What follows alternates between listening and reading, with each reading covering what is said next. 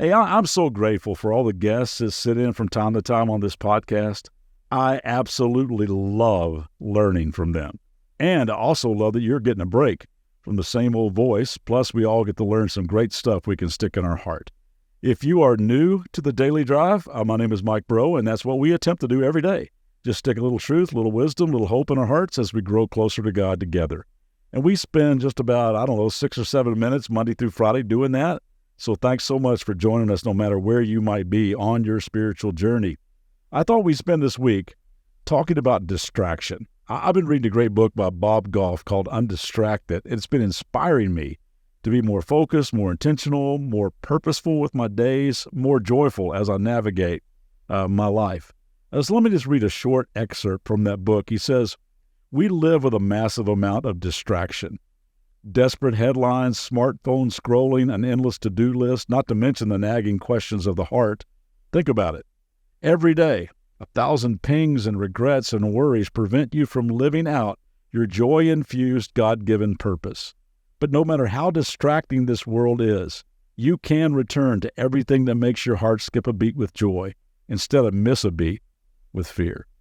Could you use less fear, more joy?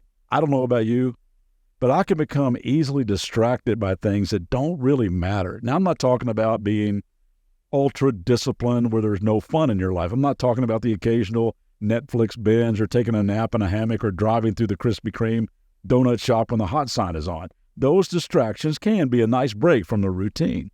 But if we're not careful, those kind of distractions and many others can become obsessions. They can become habits. And eventually, they can even become idols in our life that pull us away from the relationship and the purpose that God has for us. When I got the notification on my phone about a year ago that told me your screen time was up 28% over last week, I said to myself, what? You know what? Social media is just becoming an unhealthy distraction for me. So I had to make the decision to cut it out of my life. Now, I'm not suggesting that you need to do the same, but you might. I am suggesting, though, that you take inventory and honestly identify the things that might be distracting you, hindering you from fully loving God and loving people in a way that brings this vibrant joy into your life. I can remember hearing this definition decades ago when my kids were young. Failure is to succeed at things that really don't matter. Failure is to succeed at things that really don't matter. And I thought to myself as a young dad, you know what? I want to succeed at things that matter. So I began to reevaluate my schedule and making sure that my energy was flowing toward the things that were eternal in nature. And it is a practice that I've had to regularly continue throughout the years. Just asking myself, what is it that's distracting me from becoming God's best version of me and making a difference in other people's lives that really, really counts? About the same time I heard that definition of failure, I attended a time management seminar. The church I was serving, they paid for me to go because I was an administrative and organizational mess. I'm still not great at it. But at that seminar, I can remember the speaker giving this illustration where he said, just imagine we have an I-beam laying here on the floor. And it's about 140 feet long. You know the kind of I-beam I'm talking about, construction I-beam. He says, if I'm standing on one side of the I-beam and you're on the other side of the I-beam, would you walk across the I-beam to get this $100 bill? And everybody raised their hand. Yep, we'd do it. He said, well, let's change the scenario a little bit. Let's take this I-beam and let's put it on a crane and let's drop it in between the World Trade Centers. They were standing at the time when I heard this illustration.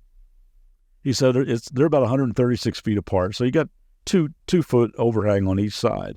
I'm standing on one side of the I-beam. You're on the other. Would you walk across for this $100 bill? No one raised their hand. He said, who would walk across it for $1,000? Nobody raised their hand. He said, all right, what about 5,000? But I'm going to change the scenario just a little bit. It's starting to rain and the wind is starting to blow a little bit. How many of you would walk across the I-beam to get the 5,000? Nobody again raised their hand. He looked at a lady in the second row. I'll never forget this. He said, do you have any kids? She goes, I have a 3-year-old. He said, if I had your 3-year-old on the other side, would you walk across the I-beam to get her? She says, in a heartbeat, I would. He says, that's what you have to ask yourself. What is it in your life that you would walk across the I-beam for? So I have tried to bring my life back into that kind of focus time and time again. I don't want to get distracted. And fall off the I-beam, so to speak. I want to walk toward the things that God put me on this earth to do and experience the thrill of being used for his purposes. Jesus was the master of focus. So many distractions trying to pull him away from the purposes of God, approval ratings, hate-filled critics, people pulling at him from every direction, friends who wanted him to seize the momentum of popularity and become the king, not to mention the relentless pursuit of temptation every day in his life. I believe it's why it says over and over in the Gospels, Jesus often withdrew to lonely places and prayed. In his humanity, he needed to recharge.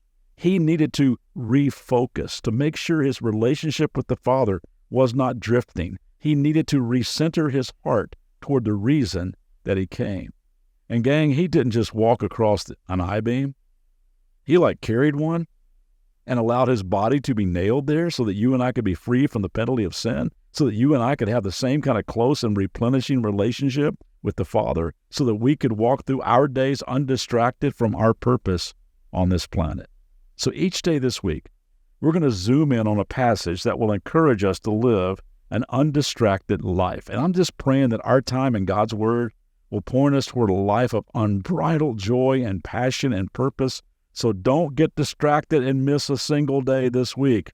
Love God, love people well today, and I'll see you back here tomorrow. Have a great day.